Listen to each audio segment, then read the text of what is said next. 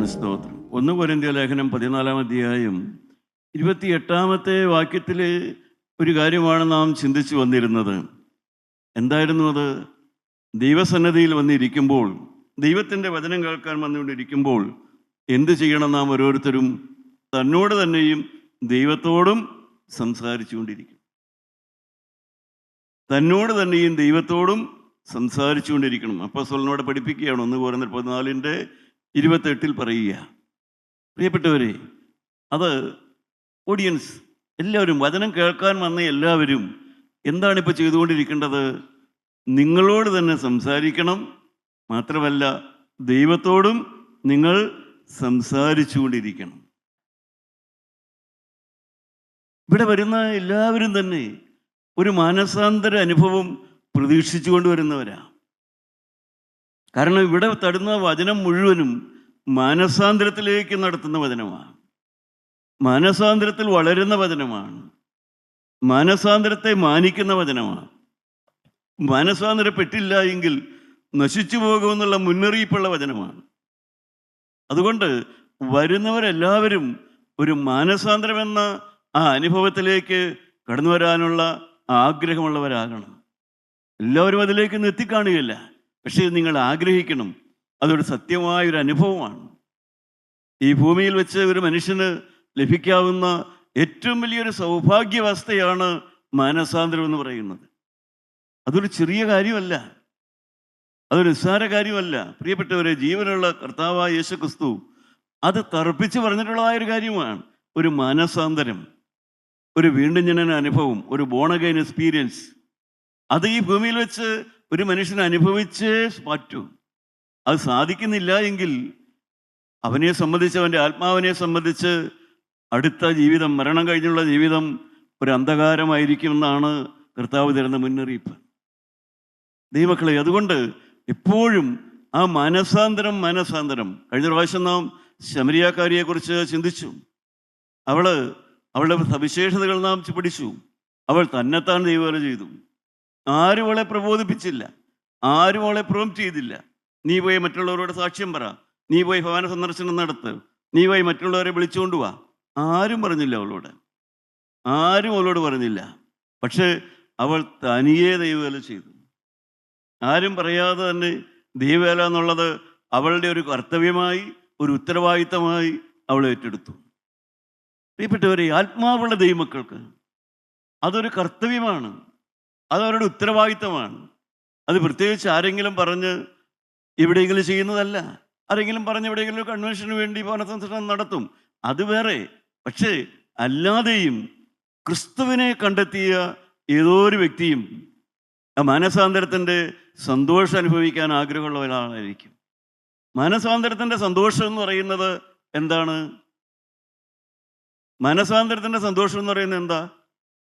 മറ്റൊരാളെ കൂടെ മാനസാന്തരത്തിലേക്ക് കൊണ്ടുവരിക. എന്നുവെച്ചാൽ മറ്റൊരാളെ കൂടെ ആ ക്രിസ്തുവിൻ്റെ അടുക്കലേക്ക് കൊണ്ടുവരിക, കർത്താവിൻ്റെ കയ്യിൽ പിടിപ്പിക്കുക, യേശുക്രിസ്തുവിൻ്റെ കയ്യിൽ മറ്റൊരാളെ കൂടെ പിടിച്ചു കൊടുക്കുക. അതാണ് മാനസാന്തരത്തിൻ്റെ സന്തോഷം. ആ അനുഭവം നിങ്ങൾക്കുണ്ടെങ്കിൽ മാത്രമേ നിങ്ങളുടെ ക്രിസ്തീയ ജീവിതത്തിന് എന്തെങ്കിലും സന്തോഷമുള്ളൂ.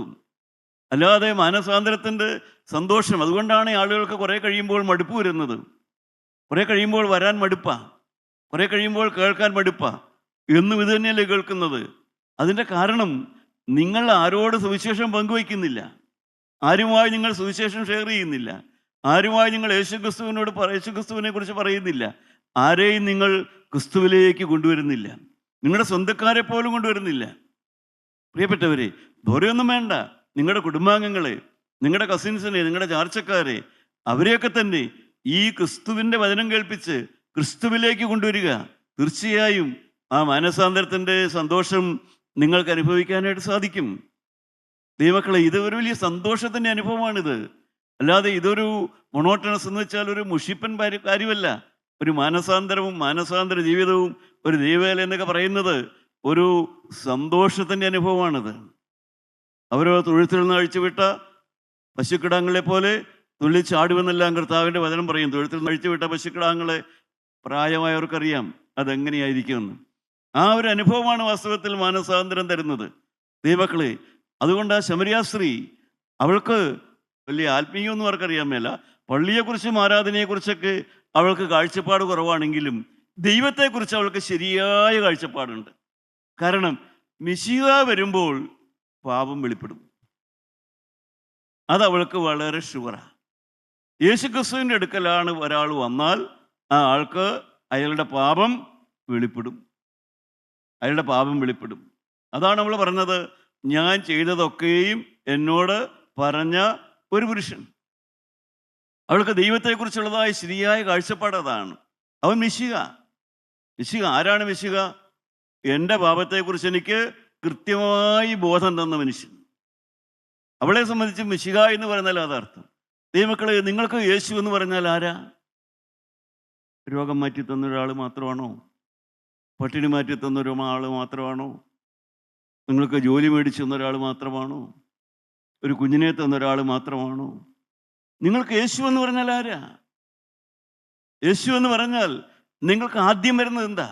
യേശു എന്ന് കേൾക്കുമ്പോൾ, ഓ, യേശുവാണ് എനിക്ക് ജോലി തന്നത്, യേശുവാണ് എനിക്ക് വീട് തന്നത്, യേശുവാണ് എനിക്ക് മക്കളെ തന്നത്, യേശുവാണ് എനിക്ക് എല്ലാത്തിനും ഒരു മുന്നോട്ടൊരു ഗതി തന്നത്, കുടുംബത്തിന് അഭിവൃദ്ധി തന്നത്. അതാണോ നിങ്ങളുടെ കാഴ്ചപ്പാട്? അതോ ശമരിയക്കാരിയുടെ കാഴ്ചപ്പാടാണോ?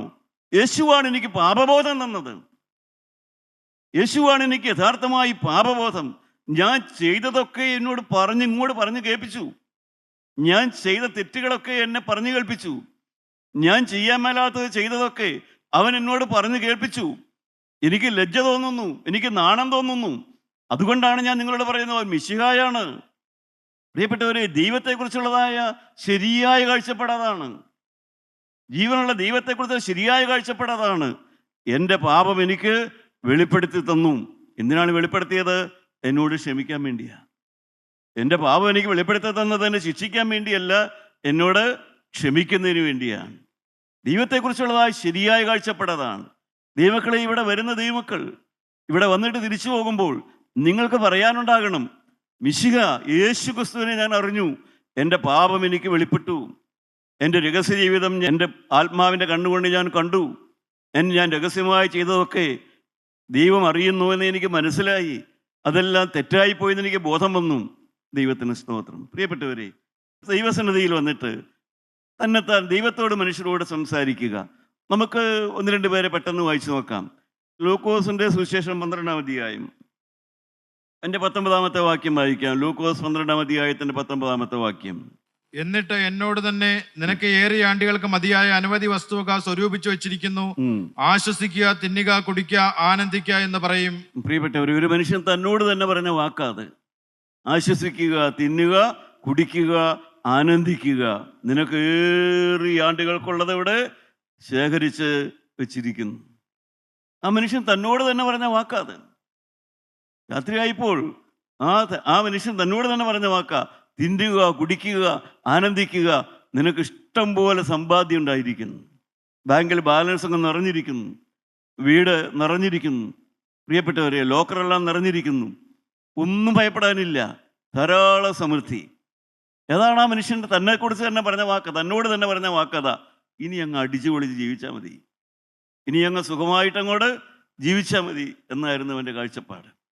പക്ഷേ അവൻ പറയേണ്ടിയിരുന്നത് എന്താ? ഒരു മനുഷ്യൻ സർവ്വലോകവും നേടിയാലും, എല്ലാ പണവും കിട്ടിയാലും, സമ്പത്ത് വർദ്ധിച്ചാലും, വീട് വലുതായാലും, സർവ്വലോകവും നേടിയാലും ആത്മാവിനെ നഷ്ടമാക്കിയാൽ എന്ത് പ്രയോജനം? അതായിരുന്നു അവന് സുബോധമുണ്ടെങ്കിൽ അവൻ പറയേണ്ടത്. അവന് കണ്ണുകാഴ്ച ഉണ്ടായിരുന്നെങ്കിൽ അവൻ പറയേണ്ട വാക്ക് അതായിരുന്നു. അവൻ ആത്മാവിനെ കുറിച്ച് കാഴ്ചപ്പാടുണ്ടായിരുന്നെങ്കിൽ അവൻ പറയേണ്ടത്, എനിക്ക് ഈ പണവും ഈ വലിയ വീടും ഈ ബാലൻസും ഇതെല്ലാം ഉണ്ടെങ്കിൽ ശരി, എൻ്റെ ആത്മാവ് ദൈവരാജ്യത്തിൽ എത്തുന്നില്ലെങ്കിൽ എന്ത് പ്രയോജനം? അതായിരുന്നു പറയേണ്ടിയിരുന്നത്. എൻ്റെ പ്രിയ സഹോദരങ്ങളെ, സർവ്വലോകവും നേടിയിട്ട് നിന്റെ ആത്മാവിനെ നഷ്ടമാക്കിയാൽ എന്ത് പ്രയോജനം? ഇന്നും അത് തന്നെ പറയാനുള്ളൂ. ഈ ലോകത്തിൽ നിനക്ക് എല്ലാം കിട്ടി, എല്ലാം നിനക്ക് നേടി, പക്ഷേ നിന്റെ ആത്മാവ് നഷ്ടമായാൽ നിനക്ക് എന്ത് പ്രയോജനം? എന്നെ കേൾക്കുന്ന പ്രിയ സഹോദരങ്ങളെ, എന്ത് പ്രയോജനം? അത് മനസ്സിലാക്കാനുള്ളതായ ആ വെളിവ് അവനുണ്ടായില്ല, അത് തിരിച്ചറിയാനുള്ളതായ സുബോധം അവന് ഉണ്ടായില്ല. പകരം അവൻ പറഞ്ഞു, എനിക്കേറിയ ആണ്ടുകൾക്കുള്ളത് ഇവിടെ ശേഖരിച്ചു വെച്ചിരിക്കുന്നു. തിന്നുക, കുടിക്കുക, ആനന്ദിക്കുക. പിറ്റേ ദിവസം നേരം വെളുത്തപ്പോൾ സൂര്യനെ കാണാൻ അവനുണ്ടായിരുന്നില്ല. അവൻ്റെ ജീവിതം അസ്തമിച്ചിരുന്നു. പ്രിയപ്പെട്ടവരെ, നമുക്ക് വേറൊരാൾ പറഞ്ഞത് വായിച്ചു നോക്കാം. ദൈവത്തിന് സ്തോത്രം. ഉൽപ്പത്തി പുസ്തകം 27-ാം അധ്യായം. ഉൽപ്പത്തി പുസ്തകം 27-ാം അധ്യായത്തിൻ്റെ 41-ാമത്തെ വാക്യം വായിക്കാം. 41-ാമത്തെ വാക്യം. തന്റെ അപ്പൻ യാക്കോബിനെ അനുഗ്രഹിച്ച അനുഗ്രഹം നിമിത്തം ഏശാവ് അവനെ ദ്വേഷിച്ചു. അപ്പനെ കുറിച്ച് ദുഃഖിക്കുന്ന കാലം അടുത്തിരിക്കുന്നു. അപ്പോൾ ഞാൻ എൻ്റെ സഹോദരനായ യാക്കോബിനെ കൊല്ലുമെന്ന് ഏശാവ് ഹൃദയത്തിൽ പറഞ്ഞു. തന്നെത്താൻ പറഞ്ഞു, ഞാൻ എൻ്റെ അനിയനെ ശരിയാക്കും, തൂപ്പാക്കും. അപ്പൻ മരിക്കാറായി. അപ്പം മരിക്കണ വരെ ഞാൻ ക്ഷമിച്ചിരിക്കും. അപ്പൻ്റെ മരണകാലം എടുത്ത് അപ്പം മരിക്കണ കാലം വരെ ഞാനും കൂടെ ക്ഷമിച്ചിരിക്കും. അത് കഴിഞ്ഞാൽ ഞാൻ എൻ്റെ സഹോദരനെ കൊല്ലും. തന്നെത്താൻ പറഞ്ഞു കഴിഞ്ഞു, ഞാൻ കൊല്ലും. പ്രിയപ്പെട്ടവരെ, കാരണം അനിയൻ അനുഗ്രഹം തട്ടിയെടുത്തു എന്നുള്ളതായ ഒരു പരാതിയാണ്. അതിൻ്റെ മുമ്പുള്ള 2 വാക്യം വായിച്ചേ, 39-40 വാക്യം വായിക്കാം. എന്നാറേ അവന്റെ അപ്പനായ ഇസ്ഹാക്ക് ഉത്തരമായിട്ട് അവനോട് പറഞ്ഞത്. അവൻ ചെന്ന് അപ്പനോട് ചോദിച്ചു, അപ്പാ നിനക്ക് ഒരനുഗ്രഹവും ഇല്ലേ? എനിക്ക് തരാൻ അനുഗ്രഹമൊന്നും ഇല്ലേ? ഇസ്ഹാക്ക് എന്താ പറഞ്ഞത്? ഇസ്ഹാക്ക് ഉത്തരമായിട്ട് അവനോട് പറഞ്ഞത്, നിന്റെ വാസം ഭൂമിയിലെ പുഷ്ടി കൂടാതെയും മീതെ ആകാശത്തിലെ മഞ്ഞു കൂടാതെയും ഇരിക്കും. നിന്റെ വാളുകൊണ്ട് നീ ഉപജീവിക്കും. നിന്റെ സഹോദരനെ നീ സേവിക്കും. നിന്റെ കെട്ട് അഴിഞ്ഞു പോകുമ്പോൾ നീ അവന്റെ നുകം കഴുത്തിൽ നിന്ന് കുടഞ്ഞു കളയും. ദൈവത്തിന് സ്തോത്രം. പ്രിയപ്പെട്ടവരെ, കാരണം പറഞ്ഞു കൊടുത്തു. നിനക്കൊരു കെട്ടുണ്ട് മോനെ, നിനക്കൊരു ബന്ധനം വന്നിട്ടുണ്ട്. നീ എൻ്റെ മൂത്ത മകനാണ്, ശരിയാണ്, നിനക്കാണ് അനുഗ്രഹം കിട്ടേണ്ടിയിരുന്നത്. പക്ഷേ നിനക്ക് അനുഗ്രഹം തരാൻ പറ്റുന്നില്ല. കാരണം നിനക്ക് ഒരു ബന്ധനം വന്നു. നീ നിന്റെ അവകാശം അലക്ഷ്യമാക്കി. ദൈവം നിനക്ക് തന്ന പദവിയും ദൈവം നിനക്ക് തന്ന അനുഗ്രഹവും നീ അലക്ഷ്യമാക്കി കളഞ്ഞു. നിനക്കൊരു ബന്ധനം വന്നു. അതുകൊണ്ട് ഇപ്പോൾ എനിക്ക് നിന്നെ അനുഗ്രഹിക്കാൻ പറ്റുന്നില്ല. പക്ഷെ അപ്പൻ പറഞ്ഞു, എൻ്റെ മോനെ, നിന്റെ കെട്ട് അഴിയും. കെട്ടഴിയുവാൻ തക്കവണ്ണം നീ അനുദപിക്കണം. കെട്ടഴിയുവാൻ തക്കവണ്ണം നീ പ്രാർത്ഥിക്കണം. നിന്റെ കെട്ടഴിയുവാൻ തക്കവണ്ണം നീ താല്പര്യമുള്ളവനായിരിക്കണം. നിന്റെ ബന്ധനം അഴിയുവാൻ തക്കവണ്ണം നീ താല്പര്യമുള്ളവനായാൽ നിന്റെ കെട്ടഴിയും.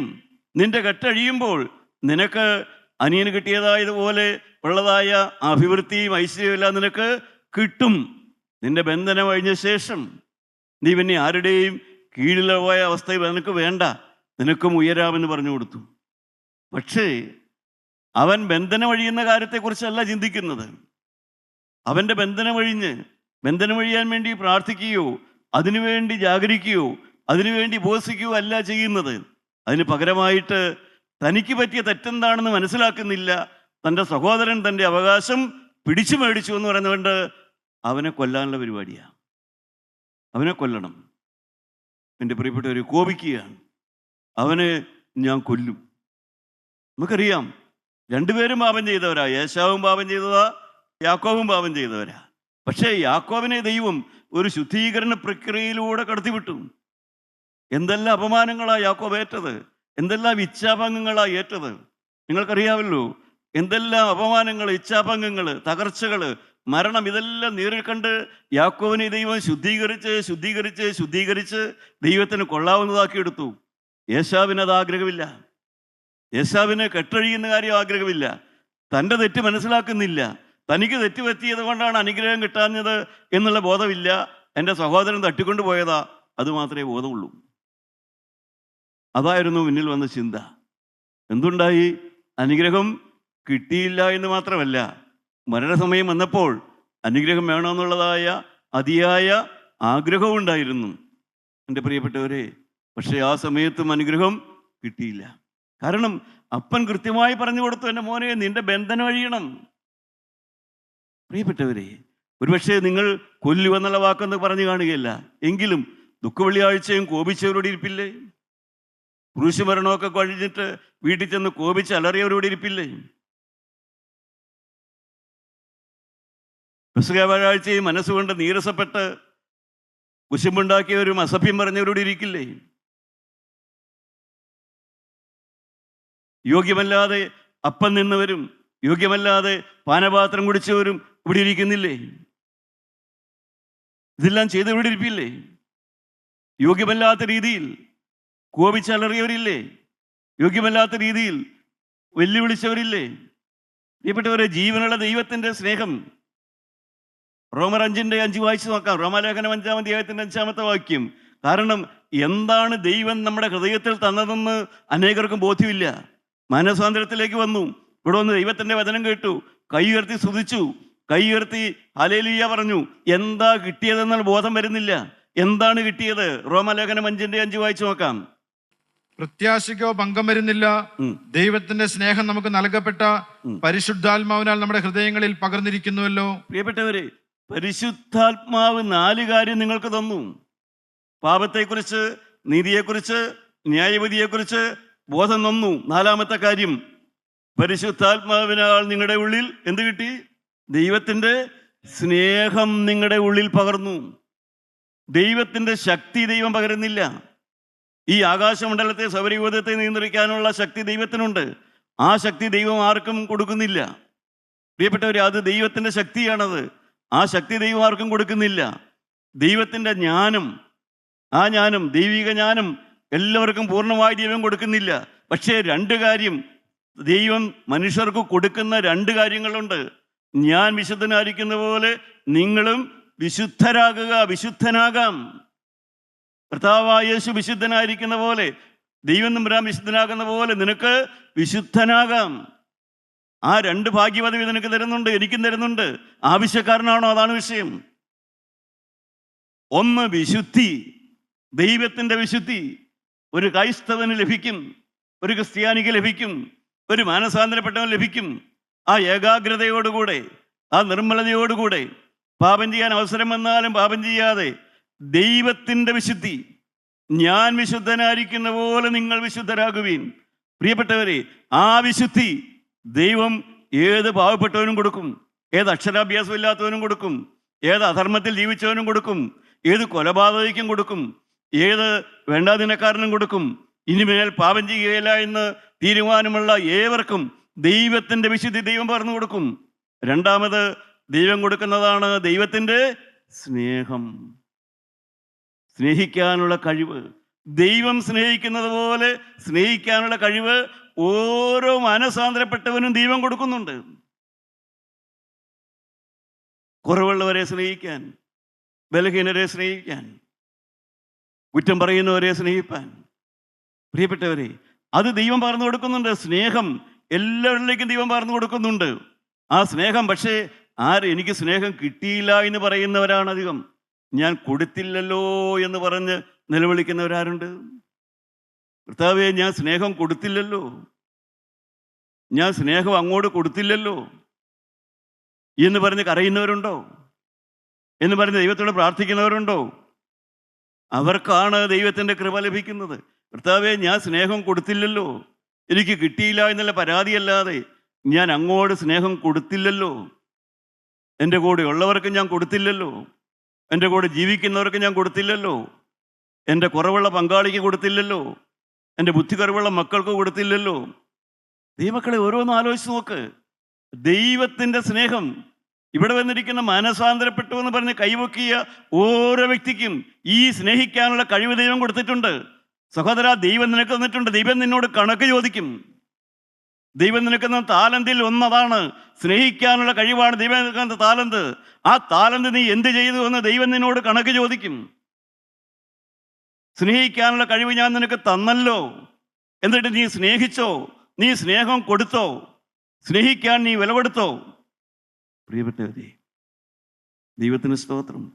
കൊല്ലുമെന്നാണ് അവൻ പറഞ്ഞത്, പക്ഷേ ദൈവം പഠിപ്പിച്ചു, സ്നേഹിക്കാനായിട്ട് പഠിപ്പിച്ചു. 3-ാമത് നമുക്ക് നോക്കാം. ലൂക്കോസിന്റെ സുവിശേഷം 22-ാം അധ്യായം എടുക്കാം. 22-ാം അധ്യായത്തിന് 24-ാമത്തെ വാക്യം ചോദിച്ചോക്കാം. 22-ന്റെ 24 നോക്കാം. അവിടെയും തമ്മിൽ പറയുകയാണ്. എന്താണ് പറയുന്നത്? ദൈവത്തോടും മനുഷ്യരോടും പറയുക. തങ്ങളുടെ കൂട്ടത്തിൽ ആരെയാകുന്നു വലിയവനായി എണ്ണേണ്ടത് എന്നതിനെ ചൊല്ലി ഒരു തർക്കവും അവരുടെ ഇടയിൽ ഉണ്ടായി. ദൈവത്തിന് സ്തോത്രം. പ്രിയപ്പെട്ടവരെ, ആരാണ് വലിയവൻ എന്നുള്ളതായ ഒരു തർക്കം ആരുടെ ഇടയിലാ? ആരുടെ ഇടയിലാണ് ഉണ്ടായത്? പള്ളിയിലൊന്നുമല്ല. എവിടെയാ ഉണ്ടായത്? പെസഹായുടെ രാത്രി മർക്കോസിന്റെ മാളികയിൽ. പെസഹായുടെ രാത്രി മർക്കോസിൻ്റെ മാളികയിലാണ് ഈ ബഹളം ഉണ്ടാവുന്നത്, ഈ കലഹം ഉണ്ടാവുന്നത്. ആരാണ് വലിയവൻ? ഞങ്ങളിൽ ആരാണ് വലിയവൻ? ആർക്കാണ് സ്റ്റാറ്റസ്? ആർക്കാണ് സ്റ്റാറ്റസ്? സ്റ്റാറ്റസ് ഉള്ളത് ആളാരാണ് ഈ കൂട്ടത്തിൽ? നമ്പർ 1 ആരാണ്? പ്രിയപ്പെട്ടവരെ, ഒന്ന് ആലോചിച്ച് നോക്കൂ. മനുഷ്യൻ്റെ ആ പരിതാപകരമായ അവസ്ഥ. എന്നാലോ എന്ത് കാര്യമാണ് സംഭവിക്കാൻ പോകുന്നത്? ഇവിടെ അടുത്ത് നടക്കാൻ പോകുന്ന എന്ത് കാര്യമാണ്? യേശു ക്രിസ്തുവിൻ്റെ ക്രൂശുമരണം, പെസഹ, ക്രൂശുവിൻ്റെ ക്രൂശുമരണം നടക്കാൻ പോകുന്നു. പക്ഷേ അപ്പോസ്തലന്മാർക്ക് അതിനേക്കാൾ പ്രധാനപ്പെട്ട വിഷയം എന്താ? ഞങ്ങളുടെ സ്റ്റാറ്റസ് ആദ്യം തീരുമാനിക്കുക, എന്നിട്ടാവട്ടെ ബാക്കി കാര്യമൊക്കെ. ഞങ്ങൾ ആർക്കാ സ്റ്റാറ്റസ്? അത് തീരുമാനിച്ചിട്ട് മതി ബാക്കി കാര്യമൊക്കെ. ദൈവത്തിന് സ്തോത്രം. എൻ്റെ പ്രിയപ്പെട്ടവർ, ദൈവവേലക്കാരാ, ദൈവത്തിൻ്റെ വേലക്കാരാ. അവരാണിപ്പോൾ സ്റ്റാറ്റസിനെ പിടിച്ച് മുറുകെ പിടിച്ചിരിക്കുന്ന ആളുകൾ. ദൈവത്തിന് സ്തോത്രം. എൻ്റെ പ്രിയപ്പെട്ടവരെ, എന്തുകൊണ്ടാണ് അവരെങ്ങനെ തർക്കിക്കാൻ കാരണം? നമുക്കൊന്ന് ചോദിച്ചു അറിയാം. അവർ അതിനുശേഷം ക്രിസ്തുവിൻ്റെ ക്രൂശുമരണം, ഉയർത്തെഴുന്നേറ്റ ശേഷം അവർ കാത്തിരുന്നു. പരിശുദ്ധാത്മാവിനെ പ്രാപിച്ചു കഴിഞ്ഞ് ഒന്ന് എന്ന് പത്രോസിനോടൊന്ന് ചോദിച്ചു നോക്കുക. പത്രോസ് അപ്പോസ്തലൻ എന്തിനാ പെസഹായുടെ രാത്രി അവിടെ ഈ സ്ഥാനമോഹത്തിന് വഴക്കുണ്ടാക്കി? എന്തിനാ? തോമസിനോട് അപ്പോസ്തലനോട് എന്ന്, അല്ലെങ്കിൽ യോഹന്നാൻ അപ്പോസ്തലനോട് എന്ന് എന്തിനാ വഴക്കുണ്ടാക്കിയത്? അന്ന് രാത്രി വഴക്കുണ്ടാക്കിയത് ശരിയായിരുന്നു, വല്ല കാര്യം ഉണ്ടായിരുന്നു എന്ന് ചോദിച്ചാൽ എന്ത് പറയും പ്രിയപ്പെട്ടവർ? എന്ത് പറയും? നിലവിളിക്കും. എന്ന് ചോദിച്ചാൽ നിലവിളിക്കും. അന്ന് എനിക്ക് ആത്മാവില്ലായിരുന്നു. ഞാൻ അന്ന് പദവിക്ക് വേണ്ടി, സ്ഥാനത്തിന് വേണ്ടി, എൻ്റെ സ്ഥാനമാനത്തിന് വേണ്ടിയൊക്കെ വഴക്കുണ്ടാക്കിയപ്പോൾ എൻ്റെ മോനെ എനിക്ക് ആത്മാവുണ്ടായിരുന്നില്ല. എൻ്റെ ആത്മാവില്ലാത്തത് കൊണ്ടാണ് ഞാൻ അവിടെ നിന്ന് കുറ്റമുണ്ടാക്കി. പ്രിയ ദൈവവേദലേ, നിനക്ക് ആത്മാവില്ല, അതുകൊണ്ടാണ് നിനക്ക് അഹങ്കാരം, അതുകൊണ്ടാണ് നിനക്ക് സ്ഥാനമോഹം, അതുകൊണ്ടാണ് നിനക്ക് പദവിയെക്കുറിച്ചുള്ളതായ വലിയ കൺസേൺ. നിന്റെ സ്ഥാനത്തെക്കുറിച്ചും നിന്റെ പദവിയെക്കുറിച്ചും നിന്റെ ശുശ്രൂഷയെക്കുറിച്ചും എല്ലാം ഉള്ളതായ നിന്റെ കൺസേണിൻ്റെ കാരണം എന്നറിയാവോ? നിന്റെ അകത്ത് ആത്മാവില്ല. പരിശുദ്ധാത്മാവിൻ്റെ കുറവുണ്ട് നിനക്ക്. പരിശുദ്ധാത്മാവിൻ്റെ കുറവ് നിനക്കുള്ളത് കൊണ്ടാണ് നിനക്ക് കൺസേൺ, വല്ലാതെ വിഷമമുണ്ടാകുന്നത്. നിന്റെ പദവിയെക്കുറിച്ച് അറിയാനുള്ള ആ ത്വര, ആ ആഗ്രഹം, എൻ്റെ പദവി, എൻ്റെ സ്റ്റാറ്റസ്, അതറിയാനുള്ളതായ വ്യഗ്രത ആത്മാവില്ലാത്ത ലക്ഷണമാണ്. ദൈവത്തിന് സ്തോത്രം. പിന്നെയും ഇവിടെ പലരും, ദാവീദ് പറഞ്ഞു, വൈകുന്നേരത്തും കാലത്തും ഉച്ചയ്ക്കും സങ്കടം ബോധിപ്പിച്ച് കരയും. ഇവിടെ ഇരിക്കുന്ന ആരെല്ലാം ഇന്ന് തീരുമാനം എടുക്കുന്നുണ്ട്.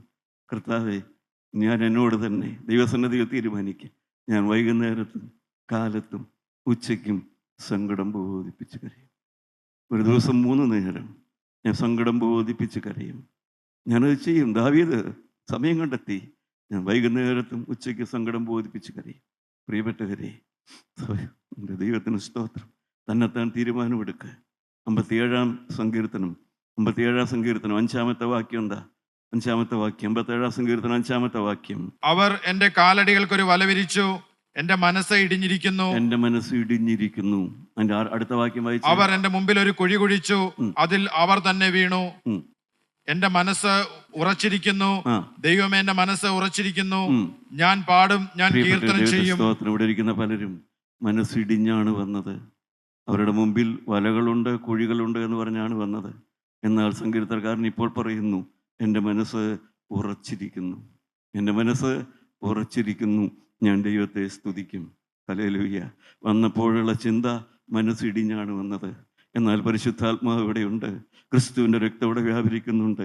ക്രിസ്തുവിൻ്റെ ആത്മാവ് നിങ്ങളോട് വാദിക്കുന്നുണ്ട്, നിങ്ങളുടെ ഹൃദയത്തെ കാണിച്ചു തരുന്നുണ്ട്. മകളെ, നിൻ്റെ മനസ്സിടിയേണ്ട കാര്യമല്ല, നീ മനസ്സുറയ്ക്കുകയാണ് വേണ്ടത്. നിനക്ക് മനസ്സിടിഞ്ഞ് നിരാശപ്പെടുകയല്ല വേണ്ടത്, നിന്നെ മനസ്സുറയ്ക്കുകയാണ് വേണ്ടത്. നീ ദൈവത്തെ സ്തുതിക്കുകയാണ് വേണ്ടത്. നീ മനസ്സുറയ്ക്കുക. ഞാൻ സ്തുതിക്കും, ഞാൻ അതിരാവിലെ എഴുന്നേറ്റ് ദൈവത്തെ സ്തുതിക്കും. ഇടിഞ്ഞ മനസ്സോടെയാണ് ഞാൻ വന്നത്, എന്നാൽ ഞാൻ ദൈവത്തെ സ്തുതിക്കും. ദൈവത്തിന് സ്തോത്രം. പ്രിയപ്പെട്ടവരെ, ഒറ്റക്കാര്യം കൂടെ. എന്താണ് നാം വായിച്ചത്? കന്യകമറിയാൻ പറഞ്ഞു, ഇതെങ്ങനെ സംഭവിക്കും, ഇതെങ്ങനെ സംഭവിക്കും? മറുപടി വന്നു, അത്യുന്നതന്റെ ശക്തി നിന്റെ മേൽ നിഴലിടും, നിന്നിൽ ഉത്ഭവിക്കുന്ന പ്രജ. ദൈവത്തിന് സ്തോത്രം. അവൻ ദൈവത്തിൻ്റെ പുറത്തുനിന്ന് വിളിക്കപ്പെടും.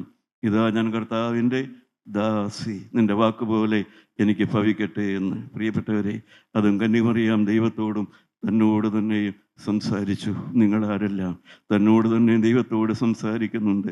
ഞാൻ ദൈവത്തിൻ്റെ ഒരു അടിമ. ഹല്ലേലൂയ. അതാണ് കന്യമറിയാൻ പറഞ്ഞത്. ദൈവം തന്നോട് കൽപ്പിച്ചതിന് നിവൃത്തി ഉണ്ടാകുമെന്ന് വിശ്വസിച്ചവൾ ഭാഗ്യവതി. ഇപ്പോൾ ആരെല്ലാം വിശ്വസിക്കുന്നുണ്ട്? ദൈവത്തിൻ്റെ വചനമാരെല്ലാം വിശ്വസിക്കുന്നുണ്ട്. അടിമ അടിമ അടിമ എന്ന്. നിങ്ങൾക്കറിയാം, പുറപ്പാട് പുസ്തകം പറയും, ഞാൻ യജമാനനെയും യജമാനൻ തന്ന ഭാര്യയെയും പ്രിയപ്പെട്ടവരെയും വിട്ടുപോകുകയില്ല എന്ന് പറഞ്ഞാൽ ഒരു സൂചിയെടുത്ത് ആ അടിമയുടെ കാതങ്ങ് തുളയ്ക്കും. Hallelujah, hallelujah. പിന്നെ തുള വീണ കാതാണുള്ളത്. കന്യമറിയാവിൻ്റെ കാതിലൊരു തുള വീണെന്ന് ഞാൻ പറഞ്ഞാൽ, പ്രിയപ്പെട്ടവരെ, ഞാൻ അത് ഒരു അലങ്കാര ഭാഷയിൽ പറഞ്ഞെന്ന് മാത്രമേ ഉള്ളൂ. കന്യമറിയാൻ കാതുകുത്തി എന്നല്ല പറഞ്ഞതിൻ്റെ അർത്ഥം. കന്യമറിയാവിൻ്റെ ഉള്ളിൽ തീരുമാനം വന്നു, ഞാനൊരു അടിമ മാത്രം. ഹല്ലേലൂയ. ഇന്നിവിടെ ഇരിക്കുന്ന ചില ദൈവമക്കളുടെ കാതിൽ പരിശുദ്ധാത്മാവ് കാത് കുത്തട്ടെ, കാത് തുളയട്ടെ, കാത് തുളയട്ടെ. ഹല്ലേലൂയ. എന്ത് പറഞ്ഞുകൊണ്ടാണ് കാത് തുളച്ചത്? ഇനി ദൈവം ദൈവം തന്നവരെയും വിട്ട് ഞാൻ എങ്ങും പോകില്ല. ഹല്ലേലൂയ. യജമാനനെ വിട്ട്, യജമാനൻ തന്നവരെയും വിട്ട് ഞാൻ എങ്ങും പോകില്ല. ഹല്ലേലൂയ. ദൈവമക്കളെ, ആർക്കെല്ലാം സമർപ്പണം വരുന്നുണ്ട്? കർത്താവേ, ഞാൻ നിന്നെ വിട്ട്, നീ തന്നവരെ വിട്ട്, നീ എൻ്റെ ജീവിതത്തിൽ എനിക്ക് തന്നവരെ വിട്ട്, നിന്നെ വിട്ട് ഞാൻ എങ്ങും പോകില്ല. ഞാൻ നിൻ്റെ ഒരു അടിമ മാത്രം. Hallelujah, hallelujah. ദൈവത്തോട് മനുഷ്യരോട് സംസാരിക്കുന്ന രാത്രിയായി തീരട്ടെ. ദൈവവേദലയെ നിന്റെ മേൽ ആത്മാവിൻ്റെ തീ ഇറങ്ങട്ടെ. നിന്റെ മേൽ പ്രകാശം പരക്കട്ടെ. നിന്റെ മ്ലാനത മാറട്ടെ. നിന്റെ മുടന്ത് മാറട്ടെ. നിന്റെ ഞെരുക്കം മാറട്ടെ. നിന്റെ നിരാശ മാറട്ടെ. എൻ്റെ മുമ്പിൽ കുഴികളാണ്, എൻ്റെ മുമ്പിൽ കെണികളാണ്, എൻ്റെ മനസ്സിടിഞ്ഞിരിക്കുന്നു എന്ന് പറഞ്ഞതായ ആ സങ്കീർത്തനക്കാരൻ മനസ്സുണർന്നവനായി, ഇല്ല എൻ്റെ മുമ്പിൽ ഇനി ആത്മാവിൻ്റെ സ്തുതിയല്ലാതെ മറ്റൊന്നുമില്ല തീരുമാനിച്ചതുപോലെ, കാതുകുത്തി തുളച്ച അടിമയെ പോലെ പരിശുദ്ധാത്മാവ് നിന്റെ കാത് തുളയ്ക്കാൻ ആഗ്രഹിക്കുന്നു. കർത്താവേ, പരിശുദ്ധാത്മാവേ, തീരുമാനമെടുക്കുന്ന മക്കളുടെ കാതൊന്ന് തുളയ്ക്കണമേ. ഞാൻ യേശുവിൻ്റെ ഒരു അടിമ. അതാണ് കന്യമറിയാൻ പറഞ്ഞത്, ഞാൻ നിന്റെ ഒരു ദാസി, നിന്റെ വാക്ക് പോലെ എനിക്ക് ഭവിക്കട്ടെ. ഹല്ലേലൂയ. ദൈവമക്കളെ, ആരെല്ലാം പറയുന്നുണ്ട്, കർത്താവേ, ഇനി എനിക്ക് സ്വന്തം പ്ലാനല്ല, സ്വന്തം പദ്ധതിയല്ല, ഇനി എനിക്ക് അടിമയെ പോലെ ജീവിച്ചാൽ മതി, ദൈവം തരുന്ന വേണ്ടി ജീവിച്ചാൽ മതി, ദൈവത്തിൻ്റെ വഴിയെ ജീവിച്ചാൽ മതി, എനിക്ക് കോപിച്ചലറണ്ട, എനിക്ക് ആരെയും കൊല്ലണ്ട, എനിക്ക് പ്രതികാരം ചെയ്യണ്ട, എനിക്ക് നഷ്ടം വന്നതിന് കാരണമുണ്ട്, എനിക്ക് തെറ്റ് പറ്റിയിട്ടുണ്ട്, എനിക്ക് അബദ്ധം പറ്റിയിട്ടുണ്ട്, അതുകൊണ്ടാണ് എനിക്ക് നഷ്ടം വന്നത്. എൻ്റെ ബന്ധനം ഒഴിയാൻ വേണ്ടി ഞാൻ കാത്തിരിക്കും, എൻ്റെ ബന്ധനം ഒഴിയാൻ വേണ്ടി ഞാൻ പ്രാർത്ഥിക്കും, ഞാൻ പുതിയ തീരുമാനങ്ങൾ എടുക്കും, എൻ്റെ കെട്ട് അഴിയും. ഹല്ലേലൂയ. ഇസഹാക്ക് ഉറപ്പ് കൊടുത്തിരുന്നു, മോനെ, നിന്റെ കെട്ട് അഴിയും കേട്ടോ, അഴിയുന്നത് വരെ കാത്തിരിക്കണം. ഹല്ലേലൂയ. ദൈവത്തിലെ നിന്റെ കെട്ടഴിയുന്ന ദിവസമുണ്ട്. ദൈവം നിന്റെ കെട്ടഴിക്കാൻ ആഗ്രഹമുണ്ട്. നീ കോപിക്കാതെ, നീ ശാന്തനായി, നീ സൗമ്യനായി അതിനായി കാത്തിരിക്കുക. ഹല്ലേലൂയ. ദൈവത്തോട് പറയുക, യേശുവേ, യജമാനനെയും നീ തന്നവരെയും വിട്ട് ഞാൻ എങ്ങും പോകുകയില്ല. ആർക്കെല്ലാം തീരുമാനമുണ്ട്? ഹല്ലേലൂയ. ബന്ധനം അഴിയാൻ ആർക്കെല്ലാം ആഗ്രഹമുണ്ട്? അവരൊന്ന് കരങ്ങൾ ഉയർത്തിയാട്ടെ. ഞാനും കരം ഉയർത്തുകയാണ്. ഹല്ലേലൂയ. ചെവി തുളയട്ടെ, ചെവി തുളയട്ടെ, ചെവി തുളയട്ടെ. ഹല്ലേലൂയ. പരിശുദ്ധാത്മാവ് ചെവി തുളയ്ക്കട്ടെ. ഇന്നു മുതൽ ഞാൻ യേശുവിൻ്റെ ഒരു അടിമ മാത്രം, ഞാനൊരു അടിമ മാത്രം. നിന്റെ വാക്ക് പോലെ എനിക്ക് ഭവിക്കട്ടെ. കാത് തുളയട്ടെ. Hallelujah, hallelujah. ദൈവത്തോട് പറ മക്കളെ, ദൈവത്തോട് പറ, യേശുവേ, എൻ്റെ കാത് തുളയ്ക്കണമേ. പരിശുദ്ധാത്മാവേ, എൻ്റെ കാത് തുളയ്ക്കണമേ. ഞാനിവിടെ വരാതെയായി പോകല്ലേ, ഞാൻ വചനം കേൾക്കാതെയായി പോകല്ലേ, ഞാൻ വചനത്തിനെതിരായി പോകല്ലേ, ഞാനൊരു ശത്രുവായി പോകല്ലേ, ഞാനൊരു അഹങ്കാരിയായി പോകല്ലേ, ഞാനൊരു സ്ഥാനമോഹിയായി പോകല്ലേ. കർത്താവേ, എൻ്റെ മേൽ നിന്റെ കൃപ ഇറക്കണമേ, എന്നെ തീ പിടിപ്പിക്കണമേ, എന്നെ ഒരു ജ്വാലയാക്കണമേ, എന്നോട് മേൽ നിന്റെ കൃപ ഇറങ്ങണമേ, സമാധാനം കൊടുക്കണമേ, സൗഖ്യം കൊടുക്കണമേ. ആത്മാവിൽ തീ പിടിച്ചവരായി മടങ്ങിപ്പോകുവാൻ അനുഗ്രഹിക്കണമേ. യേശു മൂലം പ്രാർത്ഥിക്കുന്നു. കൃപയോടെ കെടുത്തരം തരുമാറാകണമേ.